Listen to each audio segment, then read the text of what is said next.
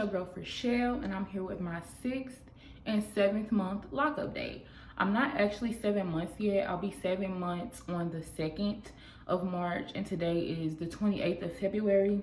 So I have like 2 days until I'm 7 months like officially locked, but I'm basically 7 months locked. So a lot has happened. A lot is changing with my hair. As you could probably tell, like my hair is not retwisted right now. Like you can't really see my roots or my parts. And it's pretty much just kind of doing what it does. I think this is a more accurate depiction of what my hair looks like, because a lot of times I retwist my hair and then record soon after my retwist. And I literally only have my hair like tightly retwisted for about a week and a half before it starts to transform into this. So this is an accurate representation of what my hair looks like on the day today. So we're just gonna jump right in because I have a lot to share with you all about how my locks are developing and transforming and what's been going on. So I'm just gonna get like right into it. I know I'm gonna try to stop talking with my hands. I can't, I'm a hand talker. So I know my last video, I was telling you all just about my hairline thickening up, and it's definitely still thickening up. So that's good. But I know I was really worried about just tension being on my hairline, and telling you all that it kind of felt like it was unraveling unevenly. And so it was stressing me out because I felt like a sense of tension and a pull that made me feel like it was just kind of too much to be happening on my edge line, because you know it is a fragile area. I'm happy to report I don't really have any tension. I don't remember the last time I felt that. For the most part, it's, you know, coming into its own. So I think throughout your lock journey, like you're gonna feel a lot of different things with your hair, and it's gonna be like a lot of different things happening at different times. But that's just pretty much a part of the journey, is what I'm figuring out. So I don't really have a lot of tension or a lot of pull right now. My hairline is still thickening up, like I said, but it's really doing its own thing. Within the 2 months since I last spoke to y'all about my locks, because my last lock video would have been for my 5th month, so 2 months ago, I probably only used edge control on my hair once, and after I used it, I went ahead and twice, and both times after I used it, like at the end of the day, I did go ahead and like slightly or lightly shampoo my edge line just to get the product out, because I'm not a fan of like using edge control on my hairline, just because a lot of the edge control I use is pasty or like eco styler gel. It's just not the best. Like even when I was a loose natural, I knew that I wasn't using the best edge control for the health of my edges. However, I have nigga edges. Like these aren't edges that lay down with ease. So I be having to use what's gonna really hold them down, and a lot of times those aren't always the the best products for the health or the longevity of my hairline. So that's why I've been trying to like really leave them alone overall, and I've been doing a really good job. And then when I do use them, I be sure to wash them out when the day is over. So that's all I really have to say about my hairline. The exciting stuff that's going on, if you watch my 5th month live video, then you know I was kind of confused with the bulges in my hair when I retwisted them. You really can't see any bulges right now, which I'll get into why that is. But yeah, I was really nervous about the bulges that I had in my did I say my hairline? The bulges that I had in like the shaft of my lock when I would retwist my hair. That was really nerve-wracking for me. I didn't really understand what it was. I had an idea of what it was, but I was confused. So anyways, one of you gals commented on the last video and was like, yeah, I think your hair is budding. And I told her, I'm like, I was thinking that too, but I don't really know if it's budding per se, or if it's just the fact that my hair is thick and it was retwisting weird. Like I was just confused because I didn't want to say my hair was budding, especially if like people are gonna watch my video and be like, oh okay, and it's like comparing their 6th month to my 6th month, or my 5th month to their 5th month, and I don't want to give y'all, you know, incorrect information. So I really didn't want to say my hair was budding. But she linked a video in my comments, and I watched it. I'll remember mental note to link that same video in my comments if you all want to watch it, because the girl was basically just speaking about budding. You know, the entire video was, it wasn't a lock update, it was more of like a budding and for informational video. So I'll go ahead and link that in the comments. I mean the what's this called, the description box. So I went ahead and I watched it, and then I watched some other videos, and then I did some Googling, because you know you gotta use multiple sources. And through doing that, I found out that my hair is budding, and I'm just super excited. So like I'm so excited, because you know when your hair is budding, it's like, okay, you really, like, I know I said it every video, like, oh, I'm really in the lock journey, but no, it's like, okay, I'm hitting checkpoints, you know, I'm hitting them marks to let me know like my hair is locking, it's flourishing, I'm doing what it does, how we do it. So yeah, my hair is budding. And in case you don't know what budding is, a real quick little plug for you, I would encourage you to, you know, research it. It's like actual lock blogs out here that are put together by locticians and just, you know, people who really do hair for a living, speak about these things, sorry, in way more detail than I could. So I'm just gonna give you a rundown from my understanding. Budding is basically your lock is forming its inner body. It's forming the infrastructure of the lock. So it usually happens around the root, you know, to like right here in this area. And it's basically your lock is compacting within itself, it's densing up, it's thickening, and it's creating a bulge or a bud. So one thing that I'm super excited about from what I read from a lock blog was basically if your hair was budding, pay attention to the size of that bud, because it's predicting how thick your locks are going to be. And if not that thick, then thicker. I have super thick buds. Like I probably have anywhere from Sharpie size to thick highlighter size buds, which is just super exciting for me because this is a thick lock journey, and it's just letting me know like, yeah, my locks are going to be thick. They're going to, you know, meet the standard of what I was trying to go for when I, you know, put them in or twisted them, however you want to say it. Well, I didn't put anything in my hair. So yeah, when I started my locks and I twisted them, I had the goal and the intention of having thick locks. And so to see, you know, like my buds are thick, they juicy, you know, they voluptuous, just let me know we on the right track, you know, we doing what it do. So I'm happy about that. Right now you can't see any buds, as I said, and the reason why, and this is why I was confused on whether my hair was budding or not. Budding is most prevalent and easier seen when you keep up with the structure of your locks as far as retwisting your hair. Like one blog even, you know, said for those of you that are doing like the traditional lock journey, be sure that during this time period of budding that your hair is keeping the formation and the structure of what you're going for.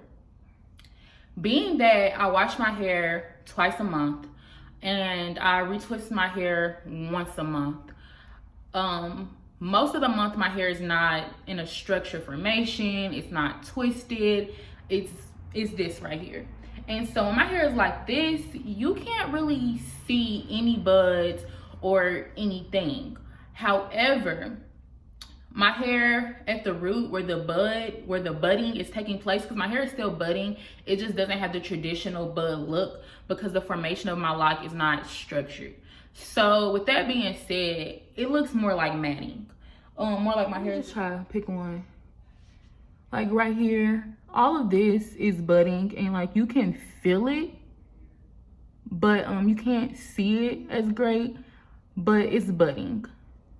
Or right here. So basically my lock is my lock is taking formation on its own from like the little maintenance that I do, but it's just not your standard budding. So all of this, when retwisted, has the standard look of a bud. Right now it's just more compacted, it's more dense, it's more so matting together within itself, and it has like that flatter look.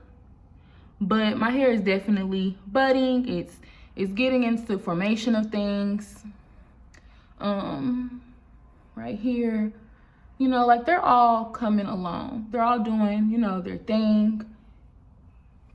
I'm also just trying to give y'all a little show of my hair. you know? So it's not your traditional budding, but again, I'm semi-freeforming. So my hair is not going to be, let me try to get it back. My hair is not going to be as structured as everyone else's that is taking the more traditional route with their locks. My hair is, you know, definitely going to fluctuate in its formation. It's going to fluctuate in how some lock quicker than others. And that's going to be for anybody, but I do feel like being that I'm semi-freeforming, it's going to be more prevalent with my hair. And somebody who's actually completely freeforming, it will be even more prevalent in theirs. So that's just something I wanted to let y'all know is happening. My hair is currently budding, but it doesn't look like your standard buds that you would probably see. I'll try to remember to take some pictures when I retwist my hair, or post a video on Instagram or something along those lines, because when I do retwist my hair, then my buds look pretty standard to everybody else's. It's just that I don't keep my hair retwisted, and a lot of times I wear it more so like this, that my buds kind of come and go. But the actual process of what budding stands for, as far as the infrastructure of your lock being built, your hair condensing within itself, and just the inside form of your lock taking place, that is currently happening. Even if it doesn't look like it compared to others, it's still happening within my hair. So that's really good. It makes me really excited. One of the downsides of budding, for me personally, is, especially since I don't, you know, religiously retwist my hair, it is shrinking. Like, I have really bad shrinkage right now. It looks really short, and I noticed when I did retwist my hair that it still looked shorter. Like in my 5th month, y'all, you couldn't tell me I was popping. Okay, like they was longer. Like I'm not saying they was like super long, but you know, they were elongated, they were thick, they were swinging. Like I was feeling myself, and drastically, like that 6th month. Actually, no, throughout my 5th month into my 6th, I saw my hair shrinking, and I was like confused. But then when that 6 months hit, it was like, okay, this is shrinkage. So we're dealing with shrinkage right now. So I will say that with budding, for me, brought forth shrinkage in my hair. I'm not super excited about that part. I don't think there's a woman on this earth that is excited about hair shrinkage. I know we try to have like the whole embrace shrinkage as a part of the process. It's what's special about your hair. Yeah, I'm not trying to hear all that. I'm not a shrinkage girl. Even when I had my fro, I would manipulate my hair to where my shrinkage was not as potent, I could say, as what it would have been. I'm just not a shrinkage person. It's like, I got this hair on my head. It needs to show. It needs to do what it do. It needs to pop. It needs to flourish. But with locks, I don't have that same power manipulation to elongate my hair as I did with my loose natural. So I'm really just having to rock through the shrinkage stage, which is probably going to be one of my least favorite stages, if we're being completely honest.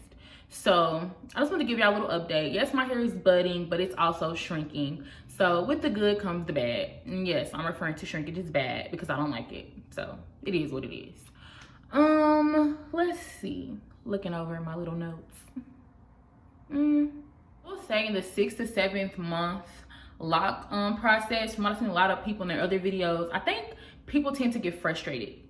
Like if you watch other people's videos, of course, like a diverse selection, I'm not saying majority of or minority of, just saying from what I've seen, that people who are on their lock journey around their 6th to 7th month, they get antsy. You know, I think they see that their hair is shrinking, it is budding, it is doing its own thing, it's completely disrespecting you in some ways. Because I did have a partial mental breakdown over my hair about a week or so ago. So it is taking you through some shit at this stage, that they get antsy, and then that's when people like, you know, they want to change it. You know, they're used to being able to do their hair and change it up. And when you're going through your lock process, it's very little you can do to your hair, or that you should at least be doing to your hair. And you have to really be patient and just kind of wait for your hair to hit that mark where it's like, okay, we in the game. And so around this point, I see people either kind of give up. They either go and dye their hair because they want, you know, to give it a spruce or to at least give it a different look. I feel like that one's very common, is dyeing your hair. Or they go and they get like the lock extensions, or they start trying with like the crochet method or the interlocking method or something to make their hair transform into locks quicker than what it would do through like a completely hands-off process. So I understand where they're coming from.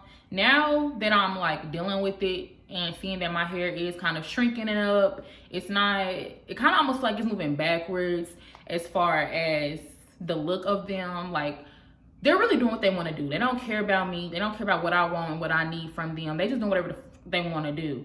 And so I understand the desire to go ahead and be like, well, let me dye it. Let me just do the extensions. I can't wait no more. Like, I understand the anxiety or the panic or the frustration that people feel throughout this stage, because I feel it too. The only thing stopping me is that I don't like people touching my hair.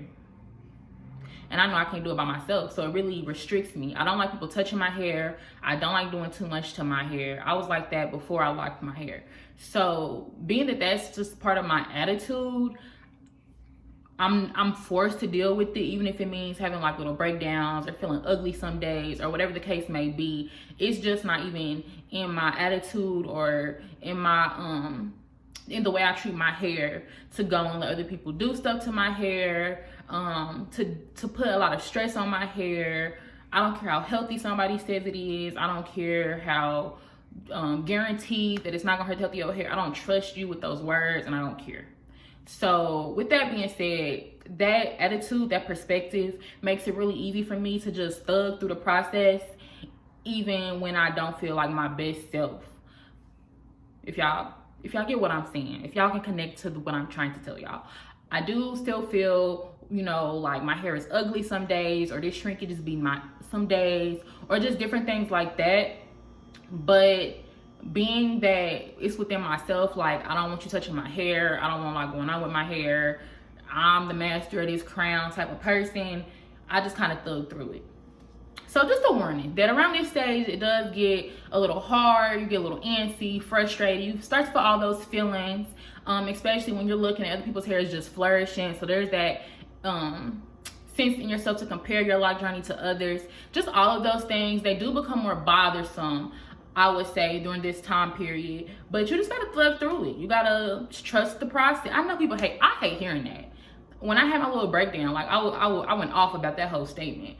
But the point is, you do really have to just trust that your hair is going to do what it's supposed to do. You have to be patient. That's why you need to look within yourself and understand why you're locking your hair. Because if you're locking your hair because you like the look of locks, because of the style aspect, then at this point, it's going to be no problem for you to go ahead and be like, yeah, I'm going to do something so that my hair will look more like the style of locks, so that I can, you know, push it, you know, forward on this journey. If you're doing this for spiritual reasons or for, you know, personal reasons or anything within yourself, you just have to thug through it. Like, for real, you need to just tell yourself, like, hey, I'm doing this for way more than what it looked like, you know, recalibrate, realign, and then, you know, push yourself forward. But whatever works for you. I'm not judging either route. I'm just telling y'all, you know, my methods and how I'm dealing with it. So next is the maintenance of my hair. So for maintenance, I do have to renege. If y'all play spades, then y'all probably know, like, renege, you're a nigga. I had thoughts. Let me see. I had thoughts about this shampoo, and my thoughts were that it was mediocre at best because it didn't lather. Okay, education, being informed, you know, it makes you rethink some things. So I was listening to a podcast by Amanda Seales. If you don't listen to our podcast, you should. I think it's called Small Doses, the Small Doses podcast by Amanda Seales. And she was doing small doses of everything where, like, you know, people could just ask her stuff. And so somebody asked her about her hair routine, and she was basically saying, she was speaking about how she shampoos her hair and what shampoos she uses, blah, blah, blah. But what she said was shampoos that lather usually have a chemical in them which causes them to lather. So she stays away from those shampoos. She said something that clicked on my head, like, oh, okay, so lathering it is due to a chemical. I Googled it, and it is a chemical. I don't know if it's called surfactant, I don't know, I'll put it on the screen, have in shampoos to help them lather. And if you're a chemistry person, which I'm not, they go all into like positive and negatively charged and which ones are milder than other ones and all of those things. But the underlying source is it is some type of chemical which causes your hair to lather. Now, how negatively or positively or mild or harsh it is will have a different effect on your hair. But this doesn't lather. So I was like, okay, maybe I need to rethink. Like, maybe I need to use it with an open mind and stop focusing on the fact that my hair is not lathering up, because it seems to be that shampoos that lather up really well has a type of chemical that allows them to do that. So let me just use it with the open mind, having this information now that I have. And so I did that, and it helped me because I was able to kind of focus on how my hair felt after I washed my hair. And y'all, I feel stupid because I never realized this shampoo is not stripping to my hair. Like, my hair doesn't feel stripped. It feels clean but soft and moisturized. And so the key ingredients that they market it as are organic shea butter, Jamaican black castor oil, and peppermint. And so the shea butter deeply moisturizes while conditioning hair and scalp. The castor oil, loaded with proteins, minerals, and vitamin E for healthy looking hair. And the peppermint invigorates the scalp with a tingling experience. I've never felt a tingle while using this, but as far as my hair just being moisturized and feeling nourished and, you know, just soft and manageable and not stripped, which a lot of shampoos can be stripping to your hair, this does meet those goals. So it's just a Shea Moisture Jamaican Black Castor Oil Strengthen and Restore Shampoo with shea butter, peppermint, and apple cider vinegar, cleanse and nourish.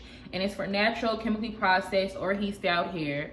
And I know I was speaking all that smack on it, not impressing me. It doesn't lather. I like my hair to lather. Those were ignorant comments that I can now say were ignorant. I didn't have the correct information I needed. Now that I do, this is an OG now. Like, I would definitely repurchase this because it cleanses my hair. My hair definitely feels cleansed, but it also feels very loved in the way that it's just moisturized and soft and manageable and fluffy, and all those good things that I really like and I really prioritize within my hair, because I do have very dry hair that's prone to dryness, prone to breakage. So anything that's keeping moisture or putting moisture into my hair, I'm a fan of. And with that being said, I would definitely continue to use this product. I have some left, you know, about like right there. So about that much left, and I'd buy it again. So that's that. I just wanted to go ahead and pull my own card. But something that I'm not being pulled for is this Mielle Rosemary Mint Scalp and Hair Strengthening Oil. And I have used the entire bottle. It says for daily use, scalp treatment, splitting and care. I think it was around $9 to $11 from Target. Here's what we're looking at. If you remember, I was like thoroughly impressed with the fact that it had dropper packaging, which made my hair easier to oil. And now I can say that's really the only thing I like about this product is the packaging, and that I will keep this bottle and pour any other scalp oils that I use in the future into here. I'll probably take the label off, and so I can still oil my scalp with this packaging. But as far as the actual product itself, it's a dud for me.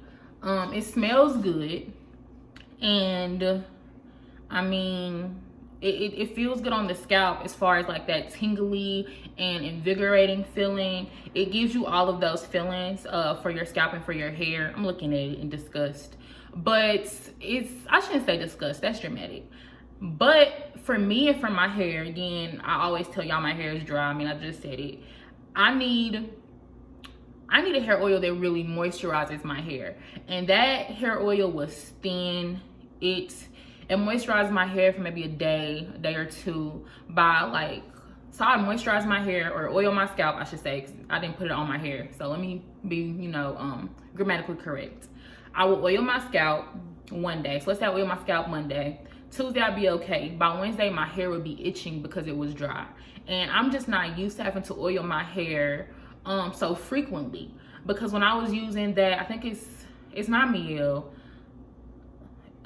I forgot the brand, but it was like the vitamin growth oil. I literally said in every video I'm going to be repurchasing it soon. I'm going to go to Walgreens and CVS and look for it.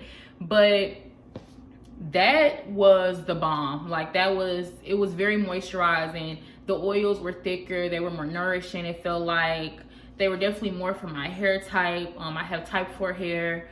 They really moisturize my scalp for a longer amount of time. Like, I could use that and I would have no problems as far as an itchy scalp or a dry scalp, you know, for that entire week, and then I would oil it the next week, you know. So I don't know why I get so tongue-tied. Basically, I would only oil my scalp once a week, and I was fine with that product, which made it last way longer. So this probably lasts me a month. Literally, it probably lasts me a month. That multivitamin nourishment growth oil that I'm speaking of, it should be a picture somewhere on this screen. I always talk about it because I miss it. That product lasts me way longer. It was a little bit more expensive, probably around $14, but it lasted me longer. It was more moisturizing for my hair, and you could just tell it was nourishing. Like, they put the word nourishment in the bottle or on the packaging, and it's true. It's very nourishing to your scalp. Like, the way it coats your scalp and the thickness of the oil. Like, it's not overly thick where you just feel like your scalp is now packed with just products, but it's that feeling of your scalp being hugged by the oil. It's just, I like it. This is really thin. Like, it was just really thin. It was almost like watering my scalp with water. I said water in my scalp. That's what it was like. It was like water in my scalp instead of oiling my scalp. So this would probably be really good for somebody with, I would say, thinner hair or finer hair, or somebody who doesn't like thick oils. But for me, it wasn't for me. I don't see myself repurchasing it, but I do see myself using the packaging. Like, even when I go and find this multivitamin growth nourish oil that I've been talking about, I'm gonna put it into that packaging and oil my hair that way, because that packaging idea was great. That was a really great idea. I really love it. But the products, I'm not obsessed over. I don't see myself using it again. The only thing other than the packaging that I could say I liked was that it smelled really good, and it did have that very tingling feeling on your scalp. So the packaging, the smell, and like the sensation of the mint was really nice. But as far as oiling my scalp, as far as it being moisturizing and nourishing and all of those points that I look for, it didn't fulfill that standard. So no. The Rosemary spray that I be using on my hair, I really still like it. I change up my oils depending on the needs of my hair. So this right now has almond oil, pure shea oil, and castor oil. And it doesn't have a lot of castor oil, but I did use castor oil this time, which I'd never done before, just because my hair has been very dry. And I don't know if that's the process of my hair locking, of it condensing into itself, so it's harder for the moisture to really seep into my lock, or if it's just the fact that I do live in a colder climate. I live in the Midwest. It's winter time right now, and it has been cold, snowy, rainy, you know, those type of climates and weather, or if it's a combination of both. I don't really know, but I have been dealing with some dryness in my hair. And so not only have I added castor oil into my spray, which has been working, I also spray my hair more often. Because I know I said in my last video I spray my hair like once a day.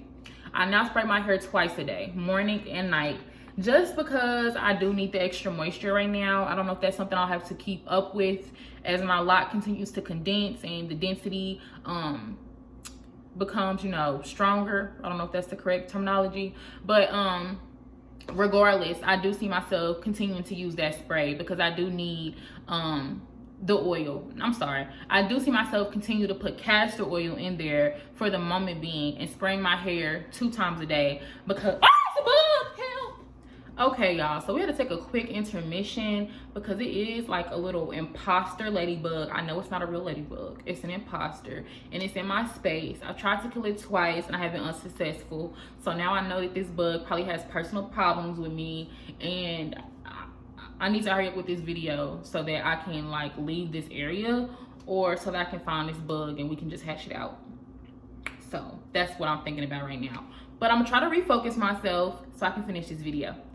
So we already kind of spoke about the shampoo and the hair oil that I've been using. I have been using more moisturizing and thicker oils. I'm all about moisturized hair, as y'all can tell. I know I talk about it every single video, but my hair is prone to being dry. When my hair is dry, it's unhealthy and it breaks. And so I've been having to kind of deal with the fact that now it's becoming harder for my hair to hold and retain moisture. So I've been, you know, having to do some new methods with how I'm caring for my locks. So a yes on this shampoo, a no on this oil, an addition of castor oil to this spray is really how my maintenance for my hair has changed over the last 2 months. Thought that was a bug. One more addition.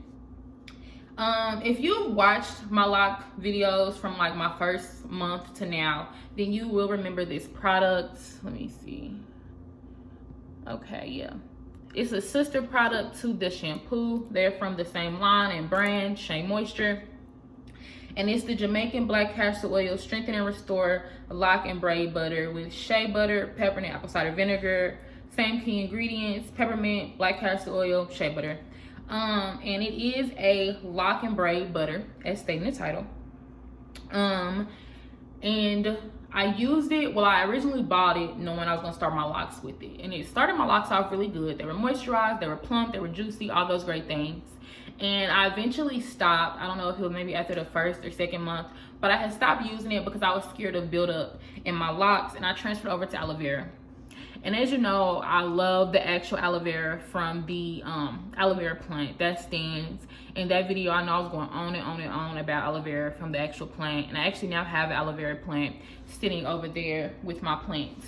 But her name is, ooh, let me not forget your name, baby. Oh, Alira Avani, because I name all my plants. So her name is Alira Avani. But I didn't have aloe vera to do my hair this last retwist. I went to the store, to Walmart, to pick some up, and they told me it was seasonal and they didn't have it anymore.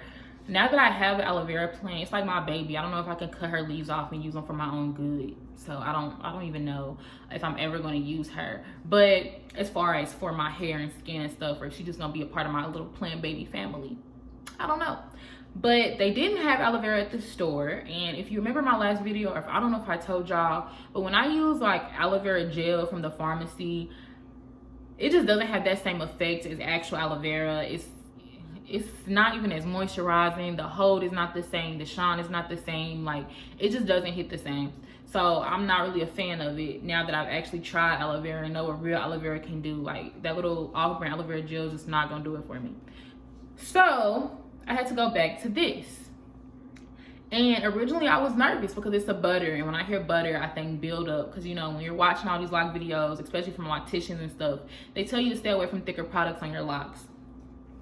But it says moisturize and nourish, and that's what it did.